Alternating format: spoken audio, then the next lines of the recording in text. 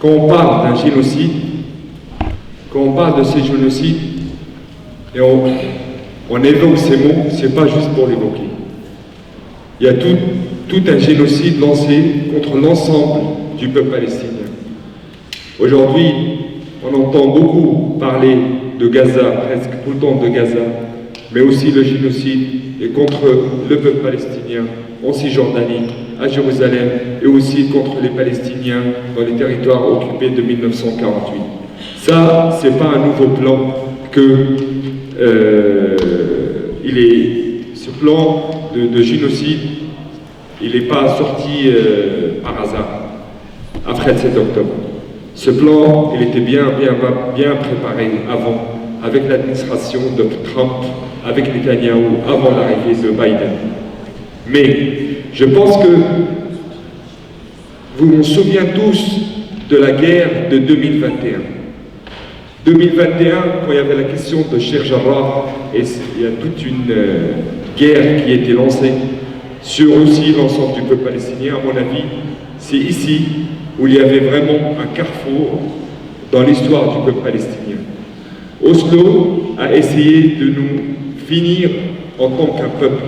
Il a essayé de nous couper en 4-5 peuples divisés, un peuple en Cisjordanie, un peuple à Gaza, un peuple à Jérusalem, un peuple palestinien de 1948 et les réfugiés palestiniens à l'extérieur. La révolution de 2021, elle a pratiquement échoué au Oslo, parce que c'était la première fois où il y avait cette résistance palestinienne unie dans l'ensemble de tout le peuple palestinien à l'intérieur et à l'extérieur. À mon avis, c'est ce carrefour, il avait déjà commencé le changement historique de la question palestinienne et la fin du colonialisme. Aujourd'hui, on en est où?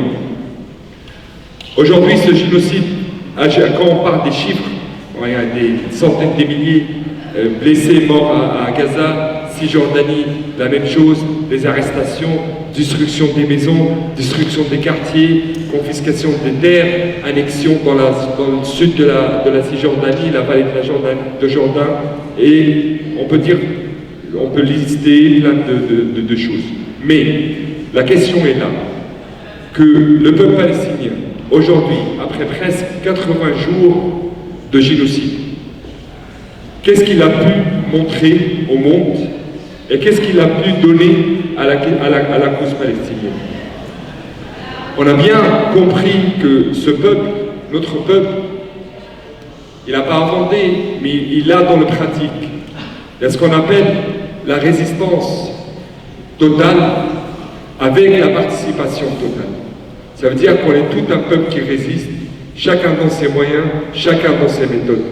Cette participation totale, elle part de la mère qui se réveille à 4 heures du matin pour faire sa prière, jusqu'à le résistant qui est caché dans cette tunnel.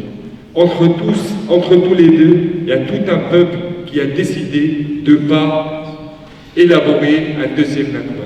Le peuple palestinien, clairement, on voit les enfants, les femmes, les hommes qui sortent en dessous des décombres en déclarant que nous, on ne va pas sortir de Gaza, on ne va pas sortir de la Cisjordanie. Cette connaissance politique, hautement politique, elle est venue parce qu'il y a cette résistance et il y a cette résilience de l'ensemble du peuple palestinien.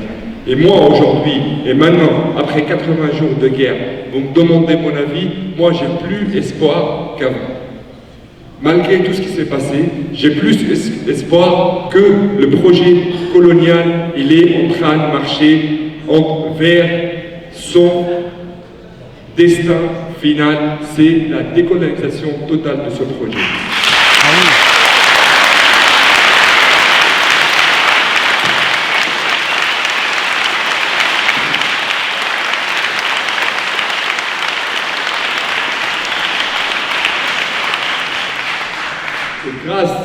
Grâce à cette résilience et grâce à cette résistance, ils n'ont pas pu éliminer la présence du peuple palestinien. Quand on parle des Palestiniens de 48 qui vivent une catastrophe qui est là depuis 75 ans, 75 ans, ils sont restés là. 75 ans, ils ont refusé de partir.